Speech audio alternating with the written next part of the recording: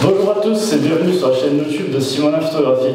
Aujourd'hui je vous propose un petit unboxing de kit de filtres pour objectif d'appareil photo qui est vendu sur Wish au prix extraordinaire de 22 €. Donc on va l'ouvrir ensemble pour savoir qu'est-ce que ça contient et si c'est un petit kit intéressant pour éventuellement commencer dans la photographie de paysage. Donc voilà, on va se l'ouvrir de suite. Voilà, pour ceux qui se posent la question, je filme au Samyang 8 mm, donc tous les plans sont un peu distordus. On va faire le petit focus manuel, voilà. Donc qu'est-ce qu'on a dans le kit? Bah déjà, on peut regarder que c'est emballé très mal, puisqu'il n'y a pas du tout de protection. Donc vraiment le truc est envoyé à l'arrache totale. Les mecs en ont absolument rien à foutre, sachant que Chronopost joue au foot avec les colis, forcément c'est un peu catastrophique quand on voit que les verres ils sont posés juste comme ça. Donc ouverture du kit. Alors, je sais pas exactement qui est qui, puisque forcément c'est livré sans la notice. Hop. Donc les filtres ils sont là, ça c'est clair.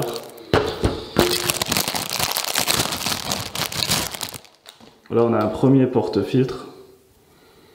Normalement je crois qu'on peut en additionner 2 ou 3.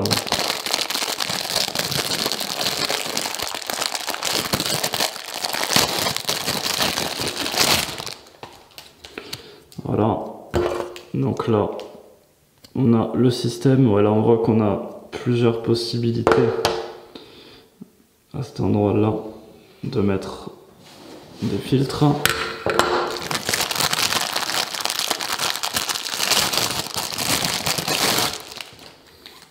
Encore un support, donc je vais couper la vidéo pour essayer de comprendre comment ça marche, puisqu'il n'y a pas de notice. Et là par contre, ce qui est extrêmement intéressant, je vais arrêter de faire du bruit, ce qui est extrêmement intéressant, c'est qu'on a des milliers et des milliers de convertisseurs, en fait, de bagues de conversion pour mettre sur les objectifs. Donc ça par contre c'est très intéressant, parce que rien que ça, sur des sites professionnels, ça peut coûter un peu cher. Donc voilà, je viens de passer 5 minutes à essayer d'enlever tous les morceaux de plastique qu'il y avait autour de ces putains de bagues. Alors les bagues sont intéressantes quand même parce qu'elles sont en alu. C'est pas du plastique, c'est du vrai alu. Donc niveau qualité c'est déjà pas mal, je trouve. Par contre, ouais, niveau bague, il faut vraiment comprendre. Alors c'est écrit dessus, on peut quand même avoir des gros diamètres jusqu'à 82 mm. Et le minimum sera, pour le 50, c'est un 49 mm, donc je crois que ça correspond aux 50 mm de chez Canon par exemple.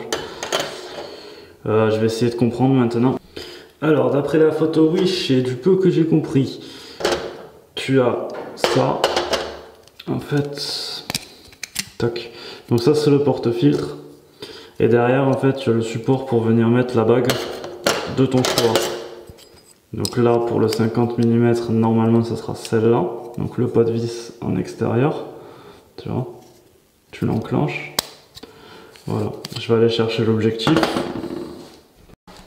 Donc pour ceux qui savent pas, sur un objectif, là on a le 50 mm de chez Yongnuo qui est pareil que le 50 mm de chez Canon.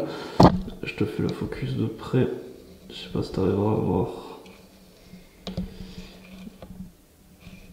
Non, parce qu'il est trop blanc. Là, tu as écrit 58 mm, c'est le diamètre.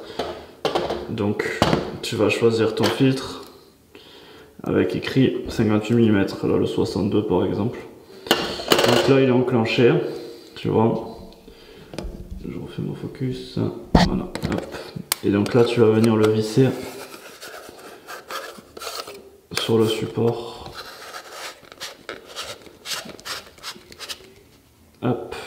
Alors ce qui est pas mal du coup, c'est que tu vas pouvoir l'avoir sur ton appareil photo, il va être dans ce sens là, et ça tu vas pouvoir le faire pivoter du coup par rapport au sens de la photo ou au filtre, puisque derrière c'est vissé, ça bouge pas. Donc de suite on va prendre les filtres, je remets mon petit cache pour éviter de prendre de la poussière dedans. Voilà, donc les filtres ils sont ici. Donc ils sont vraiment franchement emballés comme de la merde, il faut le dire. Un morceau de verre, tu l'emballes pas comme ça en théorie. Mais bon, forcément pour le prix du bordel. Donc à partir du moment où tu mets tes doigts dessus, je t'explique pas la merde.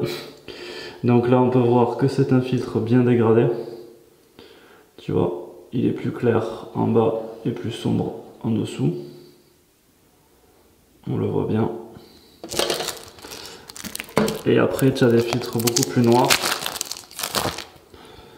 Tu vois, genre ND4, c'est même pas écrit dessus, donc après tu te démerdes comme une grande personne. Donc voilà. Après ils se ressemblent plus ou moins quand même, j'ai l'impression qu'ils nous ont refilé plusieurs fois le même filtre. Quand tu regardes les deux là, tu as une très très légère différence. Celui-là, ouais, tu le vois un peu plus. Donc le filtre c'est quoi? Bah, clairement c'est du plastique, c'est pas du verre. Et du plastique, il va falloir voir la qualité, mais forcément quand tu payes un kit pas cher, bah, tu vas forcément payer du plastique pas cher, quoi. Donc après quand tu seras sur ta scène, tu vas pouvoir enfiler en théorie ton petit filtre. Alors ça coince un peu mais au moins ça tient, on va dire. Et voilà, là tu vas pouvoir le mettre et mettre ta photo. Donc l'avantage c'est que tu vas pouvoir en mettre deux.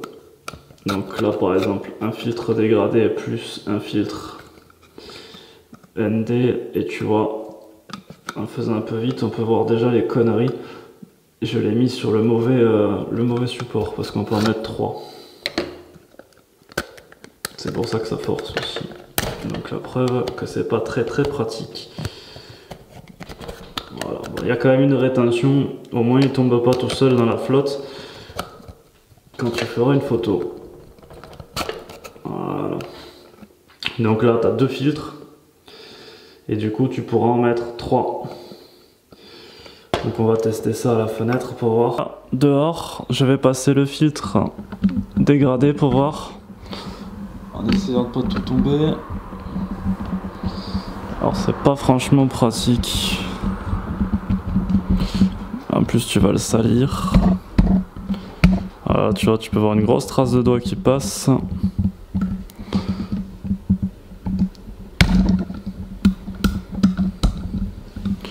Voilà, c'est franchement pas pratique. Par contre, ça fait bien le job.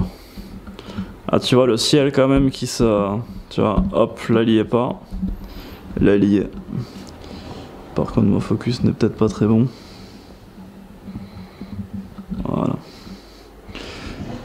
Donc là, sur le filtre dégradé, c'est quand même pas trop mal. Tu vois, si je relève le filtre dégradé, regarde. Hop. Et hop. Donc c'est quand même pas trop mal. On récupère quand même bien du bleu, c'est pas trop choquant de perdre de la qualité. On va essayer avec le filtre noir. Donc là, je mets l'équivalent d'un filtre ND4, je pense, c'est pas écrit dessus, mais voilà, on voit bien la différence. Là c'est bien noir, donc ce qui va permettre de faire des poses longues. Tu vois, si je rééquilibre. Voilà. Hop.